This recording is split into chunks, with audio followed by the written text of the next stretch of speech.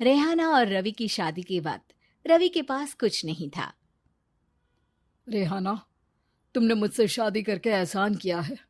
मुझसे ज्यादा तो तुम कमाती हो। अरे तो क्या हुआ, एक दिन आएगा रवि कि तुम खूब पैसा कमाओगे। मुझे तुम पर पूरा विश्वास है। रवि और रेहाना खुद को स्टैंड करने के लिए पूरी मेहनत करते। रेहाना, मैं नौकरी नहीं करना चाहता हूँ। तो कोई बात नहीं, मैं नौकरी करके घर चलाती हूँ, तुम बिजनेस सेट करने की कोशिश करो। एक दिन रेहाना, तुम जानती हो, मैंने जो विज्ञापन बनाने वाली कंपनी खोली थी ना, उसे बड़ी ब्रांड का ऑफर आया है। अब हम लोगों के दिन ब्यारे न्यारे हो गए हैं। मैं जानती थी रवि कि एक दिन तुम सेटल हो जाओगे। रवि का काम अच्छा चल जाता है। एक दिन वो रेहाना से कहता है, रेहाना, अब हम लोगों का बच्चा भी हो गया है। बहुत छोटा है वो। उसका ख्याल कैसे रखेंगे हम? कैसे क्या, मैं गांव से माँ को लेकर आ जाती हूँ। नौकरी से हाफ डे ले लिया करूंगी। अभी तो वो छोटा है, स्कूल जाने तक मैं मैनेज कर लूंगी। देखो रेहाना, मैं अब अच्छा कमा रहा हूँ। तुमको नौकरी करके परेशान होने की कोई जरूरत नहीं है। अरे कैसी बात कर रहे हैं, मैं अपनी लगी लगाई नौकरी कैसे छोड़ दूं? और मैंने तो सुना है हम लोगों को कुछ ही महीनों में सरकारी नौकरी मिल जाएगी। सरकारी नौकरी में कितना कमा लोगी? उतने में तो मैं ड्राइवर रख लूंगा। रेहाना को रवि की बात का थोड़ा बुरा तो लगता है। कम से कम मेरी नौकरी की इतनी बेइज्जती मत करो। भूल गए, इसी नौकरी के बदौलत तुमने अपना बिजनेस खड़ा किया है। अरे वो तो मैं किसी के भरोसे भी कर लेता। देखो, अपने बच्चे को संभालो, घर का काम करो। अब बाहर जाती तुम अच्छी नहीं लगती हो। रेहाना रवि के कहने पर नौकरी तो छोड़ देती है, लेकिन अब बड़े से घर में उसकी कीमत किसी नौकर से कम नहीं होती। एक दिन रवि का दोस्त आता है। भाभी, हम लोग तो आपको तब से जानते हैं जब से आप लोग शादी होकर इस शहर में आए थे। आपकी बदौलत ही सारा बिजनेस खड़ा हुआ है। ये किस्मत तो आप ही की है भाभी। हाँ हाँ भाई, हमारी मेहनत तो कुछ है ही नहीं।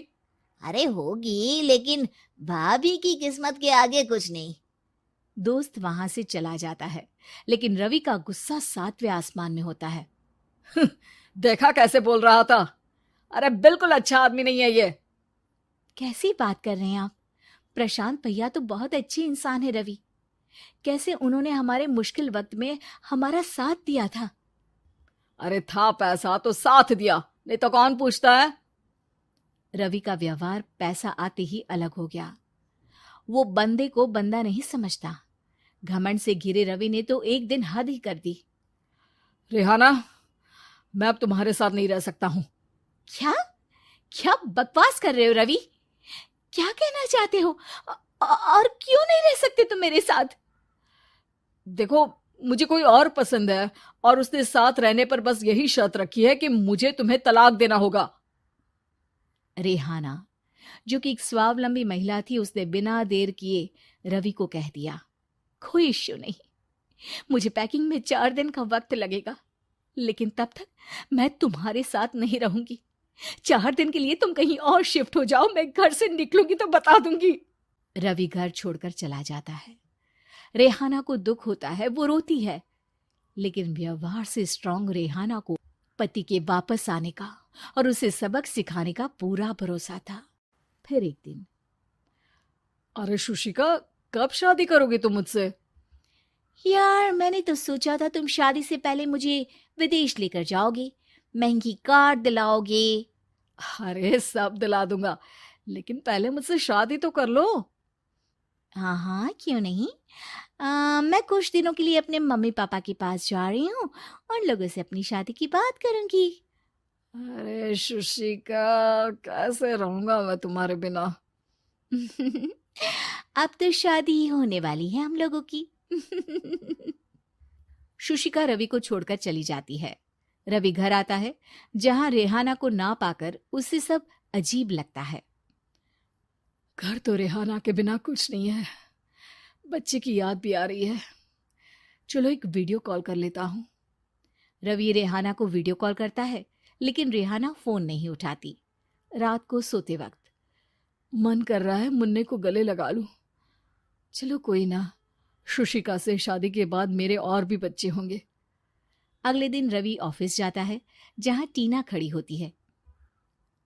सर, आपने अपने नए ऐड के लिए मॉडल की रिक्वायरमेंट डाली थी ना, मैं उसी के लिए आई हूँ। रवि टीना को देखकर खुश हो जाता है। अब शादी हो गई है तुम्हारी? नहीं सर, बस अच्छा सा हैंडसम और अमीर लड़का देख रहे हैं मेरे मम्मी पापा। रवि के दिमाग से तो टीना को देखकर शुशिका का ख्याल भी खत्म हो जाता है। अरे यार, ये लड़की मिल जाए कितनी सुंदर है। शुशिका तो इसके आगे कुछ नहीं है। अब क्या तुम्हें ऐसा नहीं लगता कि मुझसे मिलकर तुम्हारी ये खोज खत्म हो गई है? आप तो 2 बच्चों की पापा लग रहे हैं। अरे नहीं नहीं, मेरी शादी तो हुई थी, लेकिन बीवी को किसी और से प्यार था, मुझे छोड़कर चली गई। खैर, टीना की दोस्ती रवि से हो जाती है, लेकिन 1 महीने बाद शुशिका रवि के पास वापस आती है। मेरे मम्मी पापा तुमसे मिलना चाहते हैं, लेकिन उन लोगों को ये मत बताना कि तुम पहले से शादीशुदा हो, और हाँ, शादी से पहले अपनी सारी प्रॉपर्टी तुमको मेरे नाम करनी होगी। अरे पागल, अब मैं तुमसे शादी ही नहीं करना चाहता। भला ऐसी लालची औरत से कौन शादी करेगा? तभी वहां टीना आ जाती है। रवि, ये पागल सी औरत कौन है? देखो, तुमने ही कह दिया ना पागल, तो पागल ही है। पता नहीं कौन है, कह रही है शादी कर लो, लेकिन शादी से पहले अपनी सारी प्रॉपर्टी मेरे नाम कर दो। बोल तो सही रही है। वैसे तुम जानती हो, मेरी एक सहेली है, उसके पति ने उसे पैसा आते ही छोड़ दिया, जबकि उसको खड़ा करने वाली ही मेरी सहेली थी। और मुझे भी भरोसा नहीं है। अगर मैं भी तुमसे शादी करूंगी तो तभी जब तुम मेरे नाम अपनी सारी प्रॉपर्टी कर दोगे। अरे हाँ हाँ, क्यों नहीं, बिल्कुल कर दूंगा। रवि और टीना की शादी की तारीख तय हो जाती है। वो अपनी सारी प्रॉपर्टी के कागज लेकर शादी वाली जगह पर पहुंचता है, लेकिन वहां टीना आती नहीं।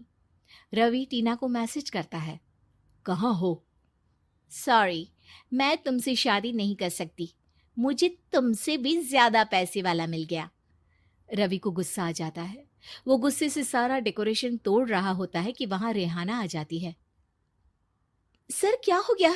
क्या डेकोरेशन पसंद नहीं आई आपको? अ, तुम यहाँ क्या कर रही हो? मैं यहाँ की डेकोरेटर हूँ। क्या आपको पसंद नहीं आई यहाँ की सजावट? रवि दौड़कर रेहाना के गले लग जाता है। मुझे माफ कर दो रेहाना।